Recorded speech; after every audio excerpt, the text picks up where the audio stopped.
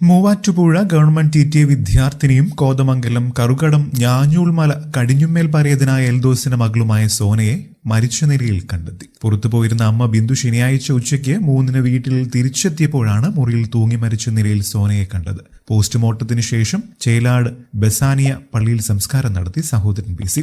ആത്മഹത്യക്കുറിപ്പ് police കണ്ടെടുത്തു. ഇതിന്റെ അടിസ്ഥാനത്തിൽ ആലുവ സ്വദേശിയായ റമീസിനെതിരെ ആത്മഹത്യാ പ്രേരണയ്ക്ക് കേസെടുക്കുമെന്ന് കോതമംഗലം പോലീസ് പറഞ്ഞു. അതേസമയം കോളേജ് കാലത്ത് ഇരുവരും തമ്മിൽ പ്രണയത്തിലായിരുന്നുവെന്നും വിവാഹം ആലോചിച്ചെത്തിയപ്പോൾ മതം മാറണമെന്ന് യുവാവിന്റെ കുടുംബം ആവശ്യപ്പെട്ടുവെന്നും സോനയുടെ സഹോദരൻ പറഞ്ഞു. മതം മാറാൻ അവൾ തയ്യാറായിരുന്നു. അച്ഛൻ മരിച്ച് 40 ദിവസം മാത്രമേ ആയിരുന്നുള്ളൂ. അതുകൊണ്ട് 1 വർഷം കഴിഞ്ഞ് വിവാഹം നടത്താമെന്ന് ഞങ്ങൾ പറഞ്ഞു. പിന്നെ ഇവനെ അനാശാസ്യത്തിന്റെ പേരിൽ കഴിഞ്ഞ ദിവസം ലോഡ്ജിൽ നിന്നും പിടിച്ചിരുന്നു. ഇതറിഞ്ഞതോടെ ഇനി മതം മാറാനില്ലെന്നും പക്ഷേ ഇഷ്ടമാണെന്നും അവൾ പറഞ്ഞു. ഇനി രജിസ്റ്റർ മാരേജ് ചെയ്താൽ മതിയെന്നാണ് അവൾ പറഞ്ഞത്. കൂട്ടുകാരുടെ വീട്ടിലേക്ക് പോവുകയാണെന്ന് പറഞ്ഞ് വീട്ടിൽ നിന്നും ഇറങ്ങി അവളെ ആലുവയിൽ രജിസ്റ്റർ മാരേജ് ചെയ്യാമെന്ന് പറഞ്ഞ് കബളിപ്പിച്ചാണ് അവൻ കൂട്ടിക്കൊണ്ടുപോയത്.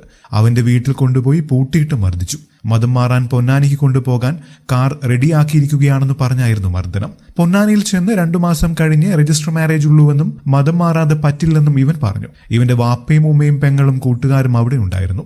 പോലീസ് ഇതുവരെ ഒന്നും പറഞ്ഞിട്ടില്ല. സോനയുടെ മരണശേഷം റമീസും മറ്റുള്ളവരും ബന്ധപ്പെട്ടിട്ടില്ല. സോന ആത്മഹത്യ ചെയ്യുന്നതിന് മുൻപ് ഈ കുറിപ്പ് റമീസിന്റെ അമ്മയ്ക്ക് അയച്ചു കൊടുത്തിരുന്നു. അവർ എന്റെ അമ്മയെ വിളിച്ച് നിങ്ങളുടെ മകൾക്ക് ഭ്രാന്താണ്, അവൾ അയച്ചിരിക്കുന്നത് കണ്ടില്ല എന്നൊക്കെയാണ് ചോദിച്ചത്.